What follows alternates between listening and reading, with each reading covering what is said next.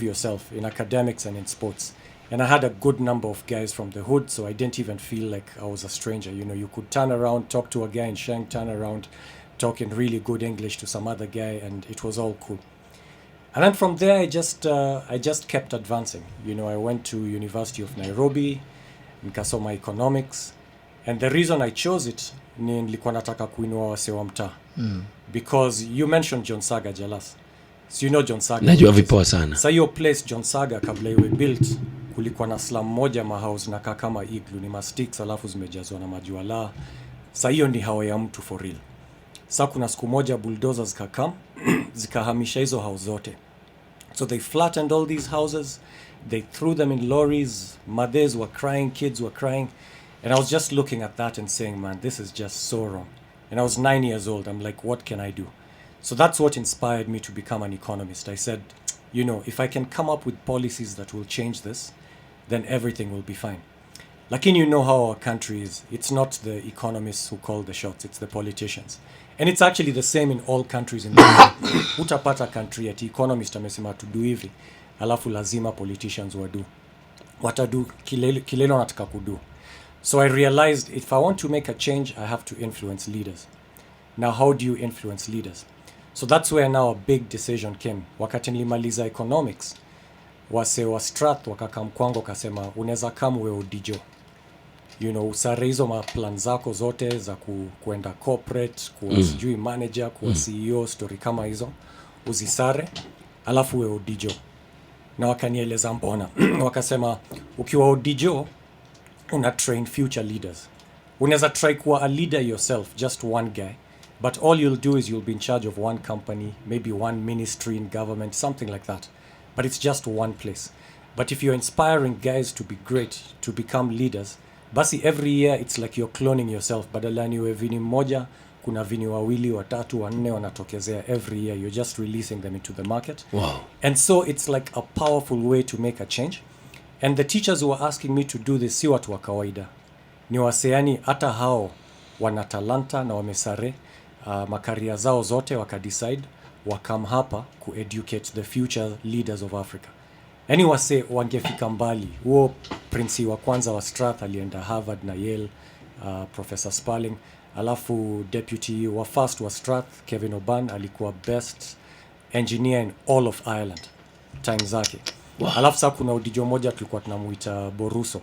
Na tulikuwa tunasema it is the man who knows everything. Mbona ukimuuliza swali yoyote, yani nikaa anajua kila kitu. Unamuuliza stories za geography, anajua kila place. Unamwambia hii place iko wapi? Hiyo iko Sudan, sijui wapi. Encyclopedia. Anazijua, nikaa encyclopedia for him. Unamuuliza swali yoyote, iwe physics, iwe hata vile una cook. Wow. Ana opinion kwa kila kitu.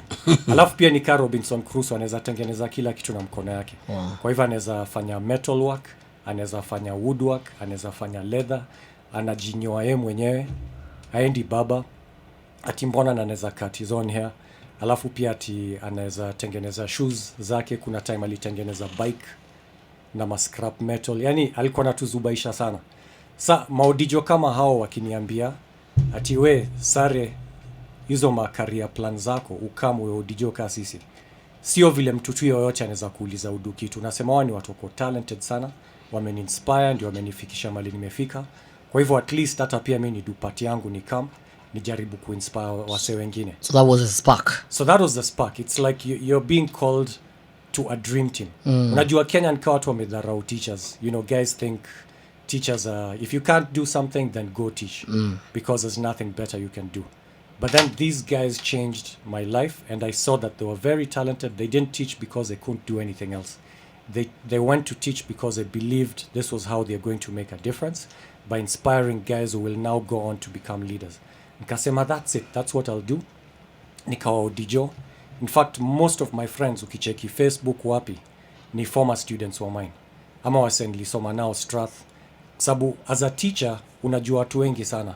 For each student you meet, una meet pia parents wake, mabro, masis. Kwa hivyo like for each guy una meet like five others. Kwa hivyo unajua watu wengi sana. It's a very interesting profession. You get to know a lot of people. Na kuna wase pia walini-inspire, kama kuna mmoja ukimcheki Facebook anaitwa Clifford Oluoch. Yeye ni msee wa Jerry.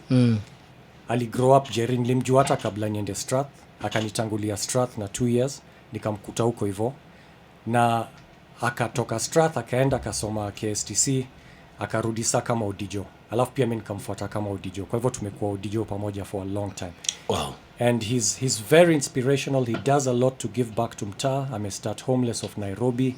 Na in fact ukienda streets za Nairobi machokoro anamjua tu kama Odijo. Akikama unasikia Odijo na kama. So pamoja yani tukadecide pia sisi lazima to give back. Vile hao Odijo walitufunza, walikam na hiyo attitude ya kudevelop watu. Pia sisi sasa tukaingia hiyo space ulikuwa unaniuliza Jalas ya kupromote talanta, kushow watu wenyewe mnaweza fika mbali. Na ukicheki saa vile tuseme labda politicians walini disappoint from both sides, kuna so much wangeza kudu lakini hawakudu. Sasa nikasema at least nijaribu kushow watu, msingoje msaidiwe all the time ati serikali isaidia sijui nini, jisaidieni wenyewe, kwa sababu obvious kuna vitu mob tunaweza do sisi wenyewe. Hata mtaa kuna time unafika mtaa unapata ati kuna kamtaro sijui maji iko all over the street na kuna mtu ana do anything, wanasema tu tunangoja county tusaidie. Na imagine ingekuwa countries zingine watu wangechangamka, wangesema tubebe hatuwezi ishi hivi. Hii ni kitu ya one day, tunajenga kamtaro hapa hivi, tunachimba, tuna divertio maji in one day, problem solved. Sahau county, sahau politicians nini, unajisolve problems mwenyewe. Kwa hivyo kuna vitu mob tunaongea small, tunangoja tusaidiwe, nikaa sisi watu waso hatuwezi jihelp sisi wenyewe. Kwa hivyo hiyo ni attitude na try kuso in Kenya ya watu kujisaidia wenyewe. Tusikue lazy, vitu zile ni obvious, ni simple, tuzidu sisi wenyewe, na ni kutumia tu talanta zetu na kuwa ready kudu job, si ati unangoja ufanyiwe kitu all the time. Wow. So that's the journey. Sa kutoka hapo nikapata pia scholarship kwenda States on a Fulbright, nikafika US, nikaishi New York, nikasoma Rutgers University. Sa Malika States ilikuwa different sana, na vile muamini it's good for everyone to be exposed. Juu ita change so many things. Unajua vile hapa tunaamini you can't be on time, sijui nini, it can't happen. Now over there you try not being on time. You'll miss your train all the time. You'll miss appointments. Sababu train ikitoka certain time inatoka hiyo time. Hautakuja a minute later. And it's a pity, tulikuwa hivi zamo. Ile 48 ilikuwa napanda kule Huruma kwenda Lavi, ilikuwa inatoka 6:20. Nikikuja 6:21 ishaishia. Isha kitoa yani utaiget. So it was like that. Lakini tukapoteza hiyo culture, we need to get it back. So ukienda different place unakuwa exposed to different culture, unagundua new things. So States nikadiscover vitu mob. Sio tu ati kusoma. In fact watu focus too much on what I get in books. It's also the interactions, the people you meet and what you learn from meeting them. So I met a lot of interesting guys in New York. I met entrepreneurs, guys who start businesses, and these are very interesting people. Impossible doesn't exist for them. They just believe this idea in my head is actually going to happen. And their family, everyone tells them, not even just here in Kenya, even States, guys are telling them, hiyo haiwezi work, hizo ni madream, we rudi job, upate salo every month. You know, what's this idea of just going out there and starting something that doesn't exist? But for them, it exists in their heads. So they have a very good attitude, like, impossible is nothing. And that's something that I really liked and I learned there. And when I came back, I was actually pleasantly surprised to find that Kenyans are like that now. Like Nairobi, there are so many guys with that attitude, like, I don't really need a job, I can actually do this. You get guys in final year of Campo, at Strath, there are many people who come together, maybe they do a group project, then they say, this idea can actually work, why don't we start a company? By the time they're in second, third year, washa start a company, wengine wana decide, mi stand a job, B company ina do better than vile neza lipua saloma lipengine. So they actually decide to do that. So that attitude is something I learned from those entrepreneurs. They are very, very courageous. They just think, look, I have to make things happen. Things can happen. Yeah, I love that. Impossible doesn't exist. Impossible is nothing. Yeah, so that's the attitude they have, and that's the attitude I'm also trying to promote here. Where, again, don't be helpless. Don't say I need to be helped. Someone has to do this for me. Sometimes when you look at a problem, there's a solution somewhere in the air, but we haven't seen it. Then one entrepreneur will see it and turn it into a business and even sell it to you. And all of us will be kicking ourselves saying, how come I didn't see this before? Like now that the solution is there, it's so obvious. And maybe we waited 10 years suffering for nothing just because we didn't want to think. But this Jama just checked in, said, why are guys suffering uselessly here? In fact, I'll give them the solution and I'll even sell it to them because they are ready to pay to solve this problem. So the guy is benefiting, you're also benefiting. And all the time you're like, why didn't we do it earlier? And it's because we were not courageous enough. We didn't believe in ourselves enough. We didn't think we could do this. So again, it's good for us to understand impossible is nothing. Just look at a problem. What were we given brains for? What were we given hands for? If you decide, no, I don't just suffer for nothing. That's like the beginning. You just say, no, I will not sit here and just suffer for nothing. Sata uwe mtaa, uwe wapi, una decide. Problems zozote nime confront, lazima nizi confront. Si ati nikae tu pale na suffer for nothing. Lazima ni do something.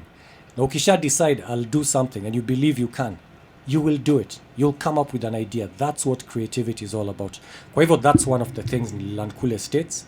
Na niyo attitude na try kuso huku hivi ndio watu wawe liberated on their own, waweze kujiset free, wasingoje saviors, waweze kujiset free wenyewe na brain zile wako nazo na effort zile wanaweza do. So another interesting thing ligundua States, na ili come by accident na ilikuwa huge opportunity. Kuna friend wangu ni librarian in a prison kule upstate New York. Kwa hivyo sio Manhattan, mali nilikuwa na stay, lakini kule north kidogo, karibu na place inaitwa Poughkeepsie. Sau jamaa tulikuwa tunakutana kwa city, tunapiga story. Alikuwa ameniona nikispeak kwa event zingine. Akasema ati enyewe mimi kama librarian kwa hii prison huwa niko na speaker series, wana invite watu kuongea nao ma prisoners. Kwa hivyo nataka kukuinvite. Sasa mimi nikasema ati kwa prison, sijawahi kuingia prison. Sasa nitawashow nini? This is something I've never done before. So I kept saying no, I can't do it. I don't even know what I'll tell them. Na huyo jamaa anaitwa Tony Litvinovich akasema, no, I'm not taking no for an answer, Vincent. You have to come. I'm sure you'll say something useful. Send me a topic. Nikasema sawa. Nikafikiria, nikasema okay, topic ni how to be the richest person on the planet. Nikamtumia topic, nikajua at least topic ka hiyo wasee watakam kwa hiyo event. Although sijui nitawaambia nini, lakini at least watakuwa kwa room na niko na topic. Kwa hivyo we are somewhere. Kenya sasa. Hii ni ile the Kenyan hustle. Huko mtaani sasa mtaa imetokea. Huwezi kosa kitu ya kusema. Sasa time ile na drive kule juu nasema, lakini unajua this time ninacheza na moto juu. Hao wasee nisipo deliver. Yeah. Wanaweza hata ni utabaki huko ndani. Utabaki na wao huko ndani bana. Umse tunataka refund, alisema tatuonyesha vile kwa the richest guys on the planet, akatupa mbao. So now what do we do? Sanka kasema okay, this one I have to pull a fast one. Lazima niwe na idea yani poa. Sasa nikaanza kufikiria, nafikiria ni wasee wagani wanani-inspire na nitawashow mimi nimetoka Africa na ni story gani wanaweza inspire kutoka Africa. Nikakumbuka story moja nilipewa nikiwa Campo University of Nairobi na lecturer mmoja Muhindi. Akatushow wenyewe time ile Amin alifukuza Wahindi UG watoke na akachukua kila kitu walikuwa nayo, mabizna, mahao zao, property, kila kitu. Wakatokana, walikuwa tu sare, yani hawana kitu chochote. Ndio wakahamishwa. Sawa wasee mali walienda ma England, Canada, sijui wapi. Walipata loan within 2-3 years, wasee wakakuwa millionaire again. Imagine. Yani unatokana nothing and in 3 years you're a millionaire again. Sa ile the reason I'll tupatia hiyo story ni kutushow you can actually, your wealth is not what you have externally, it's what is in your head. It's your ability to make money, it's your ability to do things, it's how good a person you are. That is where your wealth is. Your wealth is inside you. Kwa hivyo mtu asikudanganya ati mtu tajiri ni yule akona madinga, sijui akona mahao nini. Kwa sababu hizo zikiishia, zikichomeka, earthquake nini ifanyike, kama hujui kuzitengeneza, now you're poor. Lakini msee yule anajua kutengeneza pesa, akona maarifa nini. Hata ukimnyang'anya kila kitu, by the next day anaanza kuoperate tena. Juu hiyo wealth ilikuwa ndani yake. Kwa hivyo nikawashow wasee kwa prison. Enyewe wealth sio ile wealth ya nje, ni ile wealth ya ndani. Kwa hivyo ukitaka kuinvest, si ati una invest na nje. Una invest in yourself. Unajidevelop kiasi ambacho saa hu need mtu yoyote. At any moment ukinyang'anywa kila kitu tunasema okay, kwani mtadu? Nikidecide kuwa millionaire tena, naweza kuwa millionaire tena. nikidecide kufanya hivi naweza do, niko na hiyo talanta, niko na skills, najua vile kudu, ni decision tu yangu, naweza decide kuwa rich ama nikae tu vile nitakuwa. Kami by the way sija invest sana ati kuwa rich externally, nimeinvest kuwa rich internally. Najitrain, naenda mentoring, naenda ma courses, na try kujidevelop, yani niwe a better person. Kwa hivyo nikawashosa jamaa na inspire hapo sana ni Mandela. Juu alikuwa prison na vile tu wao walikuwa prison, lakini difference ni wakati alitoka alikuwa ujamaa kila mtu anadmire all over the world. Wanamwadmire mbona? Sababu amejidevelop, ana character na personality moja attractive sana, kiasi ambacho hata tuseme majungi wa Afrika, South Africa wote walimtrust. Hawakusema ati atakamku revenge juu tulimtupa kwa prison. Walijua ni jamaa ametu forgive from the heart, hana grudges na ni mtu anapenda kila mtu. Na hiyo ni something alidevelop akiwa prison. Sasa nikashow hao wase, enyewe mkitaka kuwa wealthy, mnaweza geuza prison iwe training ground vile muwe wealthy. Nikawashow in fact hakuna tofauti kati ya prison camp na boot camp ya army. In fact ukienda army boot camp, niko na friend wengi wa GSU hata wa US Marines, na wakanishow hizo training au do maze huwezi compare na prison. In fact prison mkaa mna enjoy tu ni leisure yani. Juu training ile wanafanya, ma punishments zile wana get, hatunatembea katikati ya river alafu mnaambiwa halt, unasimama, unakulwa na mosquito, ma lizards na kupanda sura, haitakikani umove sababu ukimove enemy watajua malipo. Kwa hivyo wewe uchukue tu kama soldier yani, ati how move, vitu zinakucreep, zinakufanya nini, unaona katu hapo na ujui ni how long utambua ukae hapo. Inaweza kuwa 5 minutes, inaweza kuwa 5 hours, unangoja tu hiyo command ya kusonga. So ukicompare boot camp ya army training alafu na kuwa prison, in fact ni harder kwa army, lakini hawaichukui kama punishment. So the same way if the prisoner decides I want to be 10 times better in everything, unaweza pick kitu kama patience, kindness, vitu hizo zote, any quality unadmire kwa wase, unaweza decide nitatumia hii training kunichukua hapo ndio niweze kuwa 10 times better. Kwa hivyo nikitoka watu watani respect, na most of the time watu wanajua kitoka prison hawatakuwa respected juu ati walikuwa prison. Lakini ukicheki behavior mtu ameimprove hivyo, utamrespect. There's no two ways about it. Unaona vile na react in different situations, unasema this guy is better than me. Kwa hivyo hiyo ndio hope wanaso kwa hizi ma prisoners, na washow enyewe mnaweza, you can do it. And when nikaona hiyo reaction yao ma prisoner states, nikasema Mungu amenipatia certain talent ya kuinspire watu kaa hawa, na inatoka kwa hizo studies zangu nilikuwa nasoma the psychology of meaningful lives, meaningful work, na pia at the same time mimi ni DJ. Kwa hivyo niko na ile talent ya kuweza kuongea in front of wase, juu nilikuwa na, unajua ma boys unajaribu kuwa keep busy, kuwa pay attention, si rahisi. So ukishapata training ka hiyo plus message ile uko nayo uzicombine, unaweza enda in front of an audience uwa inspire. Sasa hiyo ndio kitu nikadiscover pia States, kukam back nikasema okay, sasa lazima ni spread hizi ma messages, nipatie wase ile self confidence ya kujitoa kwa hizo ma problems wako nazo, vitu ka hizo. Wow. We are with Dr. Vincent, na story yake imenifanya paka bado hata kuongea bado imenishinda. What we'll do, we'll let John Kianda give us spots, then when we come back we finish up, utuambie venye sasa unaifanya huku Kenya na wase unawa inspire and the people you talk to. Kianda, I wish ungekuwa hapa ndani. Hii sheng ni ya wapi? Hii ni ya Eastlands. Ushafika Isich, Kariobangi, area ka hizo Huruma. Basi nafaa ukam. Pia. Nishafika, najua hizo. Hizo ni area zangu zote. Nishatembea hizo area zote umesema hizo zote. Na unajua ni nani wewe? Dr. Vincent Ogutu. Mtaa anaitwa Onyi. Ni huku kubabi ndio naitwa Vini. Najua lazima uwe both places bana. Siku hizi mseni kwa kila mahali. Muhimu man. Na ni Deputy Vice Chancellor Strathmore University.